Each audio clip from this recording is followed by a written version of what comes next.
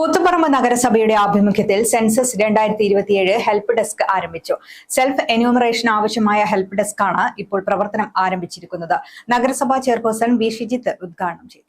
വർഷങ്ങൾക്ക് ശേഷമാണ് ഇപ്പോൾ ഭാരതത്തിന്റെ സെൻസസ് നടക്കുന്നത്.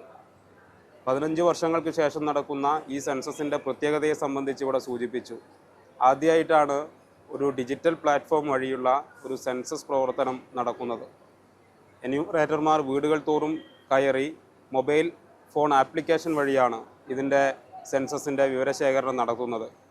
അതോടൊപ്പം തന്നെ ഇപ്പോൾ ഇന്നിവിടെ ഹെൽപ്പ് ഡെസ്ക് എന്ന നിലയിൽ സ്ഥാപിച്ചത് എന്യൂമറേറ്റർമാരുടെ വീട് കയറിയുള്ള ഡാറ്റാ ശേഖരണത്തോടൊപ്പം തന്നെ വ്യക്തികൾക്ക് പൗരന്മാർക്ക് സ്വന്തമായി ഇതിനകത്ത് സെൽഫായി അവരുടെ ഡാറ്റ കൊടുക്കാമെന്നുള്ളതാണ്.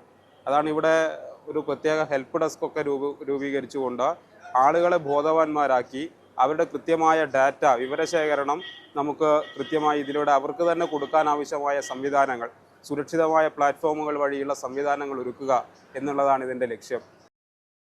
15 വർഷങ്ങൾക്ക് ശേഷമാണ് കേരളത്തിൽ സെൻസസ് നടക്കുന്നത്. 2011 സെൻസസ് നടത്തിയതിനു ശേഷം 2021 നടക്കേണ്ട സെൻസസ് ചില കാരണങ്ങളാൽ അത് നടന്നിരുന്നില്ല. ഡിജിറ്റൽ പ്ലാറ്റ്ഫോം വഴിയാണ് ആദ്യഘട്ട സെൻസസ്. ജൂൺ 16 സെൽഫ് എന്യൂമറേഷൻ ആരംഭിച്ചു. ജൂൺ 30 വരെ ഇത് തുടരും. ജൂലൈ 1 മുതൽ ജൂലൈ 30 വരെ വീടുകളുടെ പട്ടിക തയ്യാറാക്കലും വീടുകളുടെ സെൻസസും എന്ന രീതിയിലാണ് ക്രമീകരിച്ചിരിക്കുന്നത്. ടോൾ ഫ്രീ നമ്പറായ 1855 തിങ്കളാഴ്ച മുതൽ ശനിയാഴ്ച വരെ രാവിലെ 9 മണി മുതൽ വൈകുന്നേരം 6 മണി വരെ സേവനം ലഭ്യമായിരിക്കും. സുധീർ ബാബു അധ്യക്ഷനായി.